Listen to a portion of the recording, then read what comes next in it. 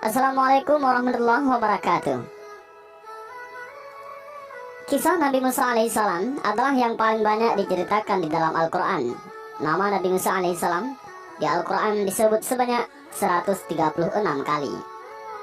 Dari perjalanan Nabi Musa alaihissalam, pada akhirnya diketahui bahwa Allah subhanahu wa ta'ala tidak menyukai perbuatan sewenang-wenang ataupun yang menganiaya orang lain. Itu sebabnya salah satu perintah Allah subhanahu wa ta'ala kepada Musa adalah melawan raja yang berkuasa pada zaman itu, yaitu Fir'aun. Nabi Musa alaihissalam adalah salah satu nabi dan rasul yang dikurniakan mukjizat yang luar biasa oleh Allah. Nabi Musa merupakan rasul ulul azmi dan satu dari 4 nabi yang dikurniakan kitab, dan Nabi Musa alaihissalam memperoleh kitab Taurat. Nabi Musa alaihissalam diutus untuk menyiarkan agama Allah saat Raja Fir'aun memimpin Mesir, dan Fir'aun adalah raja yang kejam dan zalim. Pada suatu hari, Fir'aun bermimpi Mesir akan terbakar hebat.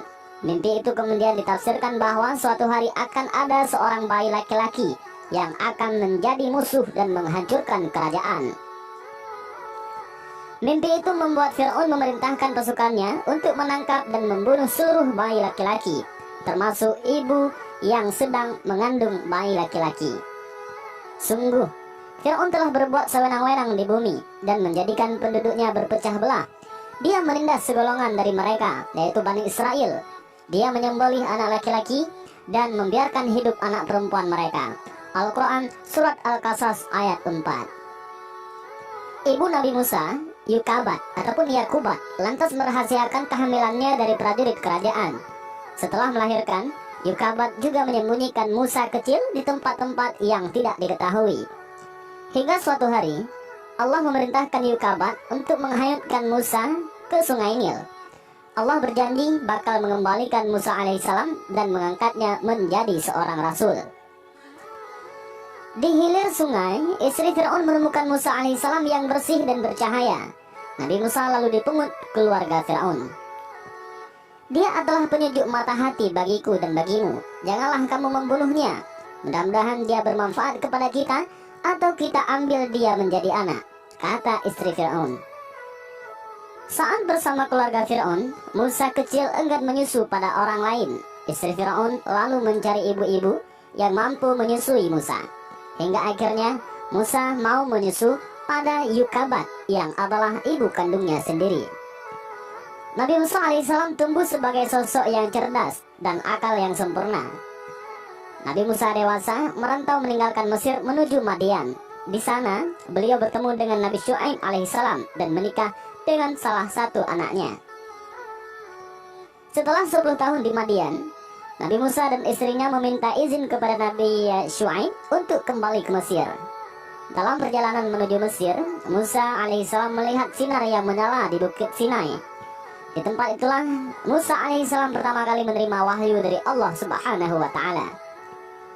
Wahai Musa, sungguh aku adalah Allah, Tuhan seluruh alam, kata Allah yang sesuai dengan surat Al-Quran, yaitu surat Al-Qasas ayat 30. Allah subhanahu wa ta'ala juga menunjukkan Musa pada mukjizatnya yang dapat mengubah tongkat menjadi ular serta dada yang bercahaya. Masukkanlah tanganmu ke leher bajumu, dia akan keluar putih bercahaya tanpa cacat. Dan dekatkanlah kedua tanganmu ke dadamu apabila ketakutan. Itulah 2 mukjizat dari Tuhanmu yang akan engkau pertunjukkan kepada Fir'aun dan para pembesarnya. Demikian yang tertulis dalam surat Al-Qasas ayat 32. Nabi Musa alaihissalam juga mendapat tugas untuk memberikan peringatan kepada Fir'aun dan pengikutnya. Nabi Musa lalu meminta Allah untuk mengizinkan Harun, yaitu saudaranya, untuk menemaninya berdakwah karena memiliki tutur kata yang baik. Atas izin Allah, Nabi Musa bertemu dengan Harun yang juga diangkat menjadi nabi. Nabi Musa dan Nabi Harun mulai memberi peringatan kepada Fir'aun beserta pengikutnya. Nabi Musa menyuruh masyarakat Mesir untuk menyembah Allah dan berbuat kebaikan. Aksi Nabi Musa lalu menyulut emosi Fir'aun. Namun, tak ada yang percaya pada Musa alaihissalam dan mukjizatnya sebagai tanda kekuasaan Allah. Pengikut Fir'aun menyebut Musa alaihissalam hanyalah permainan sihir belaka. Ini hanyalah sihir yang dibuat-buat, dan kami tidak pernah mendengar yang seperti ini pada nenek moyang kami dahulu, kata orang-orang kafir. Firaun lalu menantang Musa dan Harun untuk melawan ahli-ahli sihir dari kerajaannya. Saat semua ahli sihir berkumpul, Nabi Musa alaihissalam meminta mereka untuk mengeluarkan semua keahlian yang dimilikinya. Mereka melemparkan tongkat yang berubah menjadi ular. Nabi Musa lalu melemparkan tongkat yang dimilikinya. Tongkat itu berubah menjadi ular yang besar yang menelan ular-ular milik ahli sihir itu. Semua ahli sihir lalu tunduk dan mengakui kebenaran Nabi Musa alaihissalam. Namun, Firaun tetap saja tak percaya dan semakin marah pada Musa. "Mengapa kamu beriman kepadanya sebelum aku memberi izin kepadamu? Sesungguhnya ini benar-benar tipu muslihat yang telah kamu rencanakan di kota ini untuk mengusir penduduknya. Kelak, kamu akan mengetahui akibat perbuatanmu ini. Pasti akan aku potong tangan dan kakimu dengan bersilang, tangan kanan dan kaki kiri atau sebaliknya. Kemudian aku akan menyalib kamu semua," kata Fir'aun yang sesuai dengan surat Al-A'raf ayat 123 sampai ayat 124. Allah menimpakan beragam hukuman kepada Fir'aun seperti musim kemarau panjang yang menyebabkan kelaparan. Allah juga menimpakan angin topan, belalang, kutu, katak, dan darah untuk Fir'aun. Fir'aun lalu meminta Musa alaihissalam untuk berdoa kepada Allah agar menghilangkan azab tersebut. Namun setelah azab itu dihilangkan, Fir'aun dan pengikutnya tetap tak mau menyembah Allah. Fir'aun justru semakin murka dengan Musa. Dia memerintahkan bala tentaranya untuk menangkap dan membunuh Musa beserta pengikutnya. Nabi Musa alaihissalam beserta pengikutnya memutuskan untuk meninggalkan Mesir. Musa menenangkan pengikutnya bahwa Allah akan selalu menjaga orang-orang yang beriman. Allah lalu memerintahkan Musa untuk memukulkan tongkatnya ke air laut. Lalu tongkat itu membelah laut menjadi dua. Nabi Musa dan rombongannya melewati dasar laut yang kering. Fir'aun dan pengikutnya terus mengejar Musa. Saat Musa sudah tiba di daratan dan Fir'aun masih di tengah lautan, Allah mengembalikan lautan seperti semula. Fir'aun dan prajuritnya tenggelam di dasar laut. Maka kami siksa dia, yaitu Fir'aun dan bala tentaranya. Lalu kami lemparkan mereka ke dalam laut. Maka perhatikanlah bagaimana kesudahan orang yang zalim.